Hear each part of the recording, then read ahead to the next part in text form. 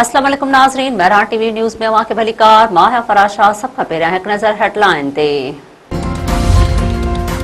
हरम्स वारो सामूंडी लंघ खोलण लाइ अमरीकी सदर जी मदद जी दरख़्वास्त खे मोट न मिली। को बि मुल्क साम्हूं नाहे आयो। चीन, बर्तानिया, जापान, ॾखण कोरिया ऐं फ्रांस इनकार करे छॾियो। बरतानवी अख़बार जो चवणु आहे त बर्तानिया जे वज़ीर आज़म अमरीकी सदर खे ॿुधायो आहे त बर्तानिया जंगी जहाज़ मोकिलण जे लाइ तयारु नाहे। जापान जी पॉलिसी चीफ जो चवणु आहे त ख़िते में का वॾी तब्दीली अचण खां पोइ जहाज़ हरम्स वारे लंघ मोकिले सघजनि था।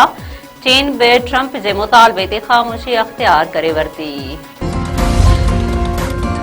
अमरीकी सदर डोनाल्ड ट्रंप चयो आहे त असां ईरान सां ॻाल्हियूं करे रहिया आहियूं, पर लॻे थो त ईरान ॻाल्हियुनि लाइ तयारु नाहे। सहाफ़ियुनि सां ॻाल्हाईंदे अमरीकी सदर वधीक चयो आहे त हरम्स वारे सामूंडी लंघ बाबति 7 मुल्कनि सां ॻाल्हि ॿोल हलंदड़ आहे। उन्हनि खां हरम्स वारे लंघ जी हिफ़ाज़त जो मुतालबो कयो आहे। चीनी सदर सां रिथियल मुलाक़ात में देर थी सघे थी। ट्रंप इंतज़ामिया हरम्स वारे सामूंडी लंघ मां गुज़रंदड़ जहाज़ जी हिफ़ाज़त लाइ घणी मुल्की इतिहाद जे ऐलान जो मंसूबो जोड़े वरितो। अमेरिका अख़बार पंहिंजी रिपोर्ट में चयो आहे त ट्रंप इंतज़ामिया तरफ़ां हलंदड़ हफ़्ते इतिहाद जे ऐलान जो इम्कान आहे।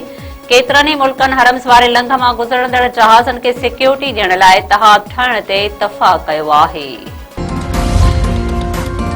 ईरानी पासदारनि इनक़लाब अमरीकी सदर खे खुलियल चैलेंज ॾेई छॾियो। पासदारनि इनक़लाब चयो आहे त अमरीकी सदर चयो हो त ईरान जे सामूंडी फ़ौज खे तबाह करे छॾियो आहे।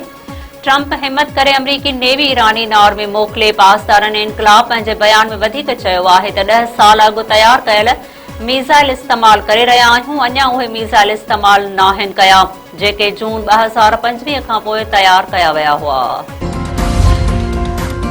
ईरान जे क़ौमी सलामती काउंसिल जे सेक्रेटरी अली लारेजानी चयो आहे त 9/11 जहिड़ो वाक़ियो करे इल्ज़ाम ईरान मथां मरण जी साज़िश थी रही आहे। समाजी राब्तनि वारी वेबसाइट ते पंहिंजे बयान में अली लारेजानी वधीक चयो आहे त ईरान बुनियादी तौर ते अहिड़नि दहशतगर्द मंसूबनि जे ख़िलाफ़ आहे। ईरान जी जंग अमरीकी अवाम सां नाहे।